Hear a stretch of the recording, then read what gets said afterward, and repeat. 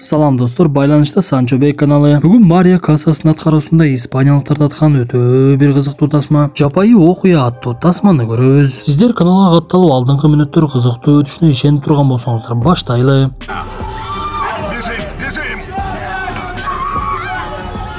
Тасманын башында Мадрид шаарынын так эле ортосунда ар кайсы адамдарды көрөбүз. Алар ар кайсы жака өздөрүнүн иши менен кетип бара жатып эле ал жердеги бир эс алуучу жайга кирип эле тамактанып калышат. Бир кезде эле эшиктен оозун бекитип эле жөтүргөн адам чуркап эле ажатканага кирип кетип, андан соң көчөдөгү сел-сыяктардын бири келип эле адамдарга арыздана баштайт. Анда тамактануучу жайдын кожойкеси ага кайрылып, "Дагы эмнеде оюңа келгенде сүйлөп жатасың, азыраак сүйлө, болбосо сага тамак бербей коем" деп эле коркутуп жаткан. Анан да ал жерде иштеген бала татынакай кызга жагынуунун аракетин кылып ага ар кандай жардамын көрсөтүп, бир кезде алардын арасында бир киши тамагын толук жеп эле сыртка чыгып жөнөйт. Анда кайдан жайдан мылтык атып эле ал кишинин башына тийип эле ошол жерде жан берди. Бир кезде эле ызы чуу башталып, эч кимисе эч нерсени түшүнбөй тамактануучу жайдагы адамдар терезеден карап калышса, эшикте буга чейин жүргөн адамдардын эч кимиси калбай калыптыр. Карап турган адамдардын бирөөсү тез жардамда иштечү экен. Ал канжалап жаткан адамды карап туруштан чыдабай ага чыгып жардам бергенге аракет кылып жатса, анын дагы башына ок тийип ал дагы өлүп калды окшойт. Ошентип бул нерсе чындап эле болуп жатканын эми түшүнүштү окшойт. Анда каармандарыбыз эмне кылаарын билбей бири-бири менен сүйлөшүшүп, алардын арасынан Начо деген бала сыналгыны жандырып көрөлү, балким ошол жактан бир нерсени айтып жаткандыр деп эле сыналгыны жандырышат.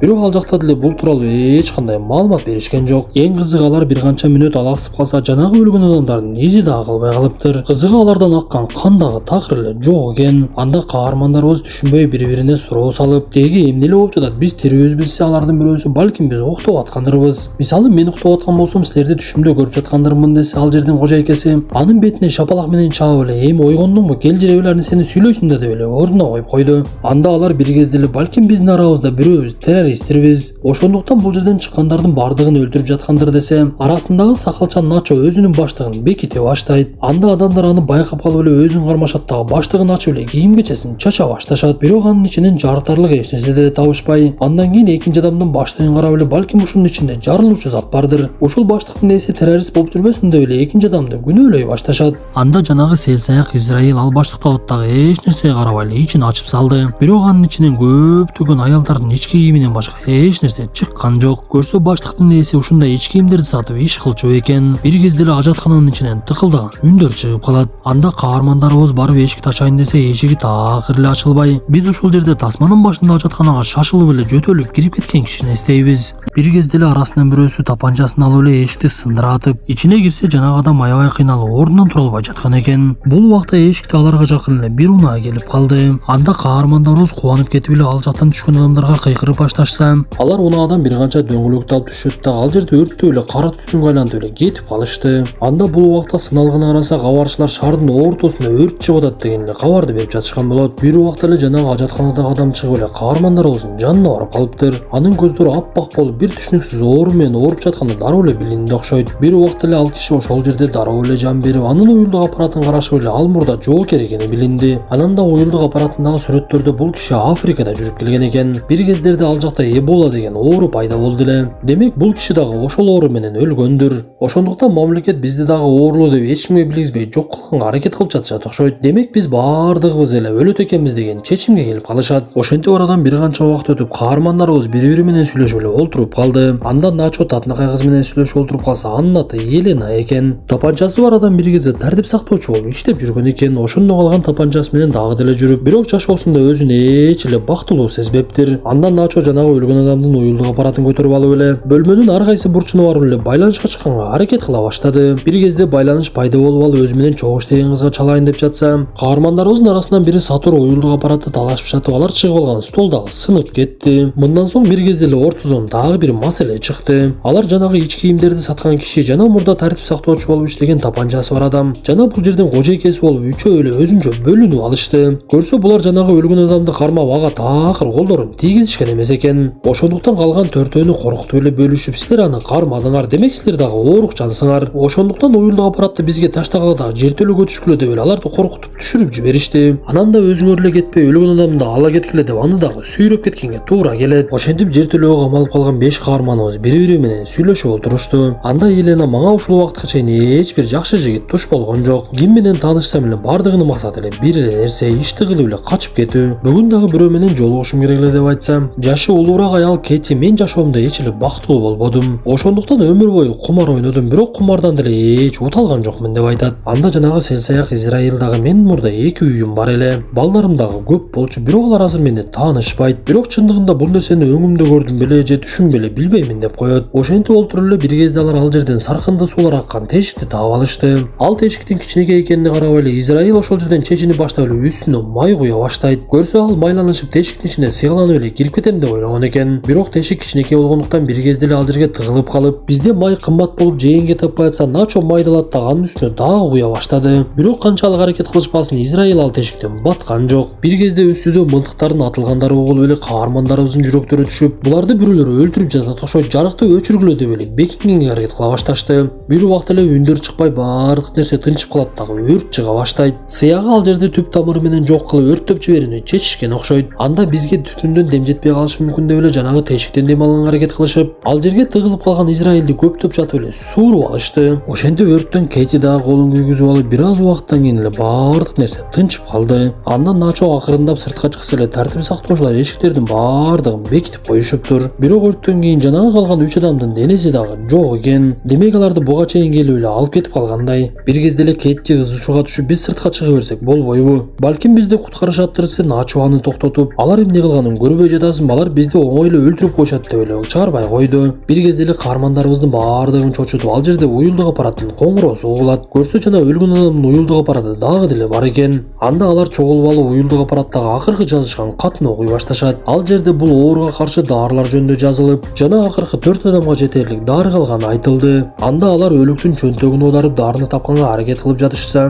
Израил өрттөнүп кеткен ажатканага кирип эле дарыларды таап алды. Бирок кызыгы дары 4 эле, алардын саны болсо 5 адам болчу. Анда Начо буга чейин таап алган тапанчасын алып эле Израилди коркута баштады. Бирок Израил эч нерсеге карабай эле жанагы дарынын бирин алат дагы өзүнө сайып алат. Анда жини келген Начо Израил менен ошол жерде мушташа кетип, бирок Израил жаш күчтө машыгып жүргөн байтор өтө эле күчтүү экен. Ал кол салган Начонун өзүн урат дагы тапанчасын дагы алып алды. Бул убакта калган 3 дары жертөлөгө түшүп кеткендиктен Кейти анын артынан барып аны алам деп эле жанагы саркынды суулар жака түшүрүп жиберет.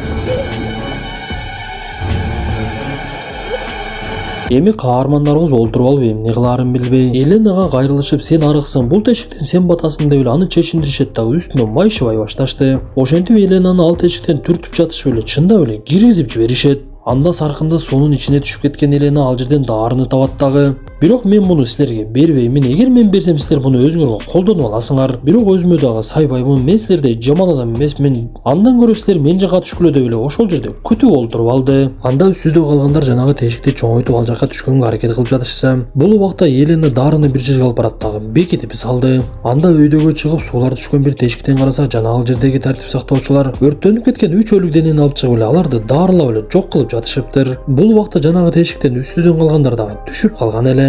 Андан Начо убакыттан пайдаланып Израилди жок кылганга аракет кылып, аны сууга думчуктуруп, экөө күрөшүп жатып суунун ичине кирип кетишет да бир малда эле тапанчанын атылган үндөрү угулат. Анда сырттагылар эч нерсени түшүнбөй эле карап туруп калса, бир малда тапанчаны көтөрүп эле суунун ичинен Начо чыгып келди. Бирок Начо мен Израилди өлтүргөн жокмун, ал өзүнөн өзү эле жоголуп кетти деп айтат. Андан соң дарыны бер деп Еленага айтса, Елена дарыны бекитип койдум деп айтып, алар дарыны издегени караңгы жолдо эле кетип бара жатышты. Бир кезде эле арасындагы сатур тайгаланып сууга түшүп кетсе, Кейти аны куткармыш болуп эч кимге көрсөтпөй эле думчуктура баштайт. Анда Начо тапанчасы менен атып Кейтинин кылган ишин жарыгынан көрүп калды. Анда алар Кейтини өлтүргөнгө аракет кылып, бирок аны атыш такыр колдорунан келбей. Анда Кейти мен силердин жашооңорду жеңилдетейин, мен өзүм өлтүрөм деп эле тапанчасын алып эле башка жака кетип эле өзүн өзү атып алды окшойт. Ошентип 3 каарманыбыз калып, эми 3 дары үчөөбүзгө тең жетет. Аны табалы деп эле Елена бекиткен жеринен дарыларды алып чыкты. Ошентип үчөө дарыны алып өздөрүнө саяйын деп калганда алыстарынан бир кызыктай үндөр чыга баштады. Анда эмне болуп атат деп эле ошол жака барса, жанагы Израил дагы деле тирүү экен. Ал сатурду темир менен даройлоп башына бир шаап өлтүрүп салып, Начо менен Еленаны өлтүрөм деп эле коолап жөнөдү.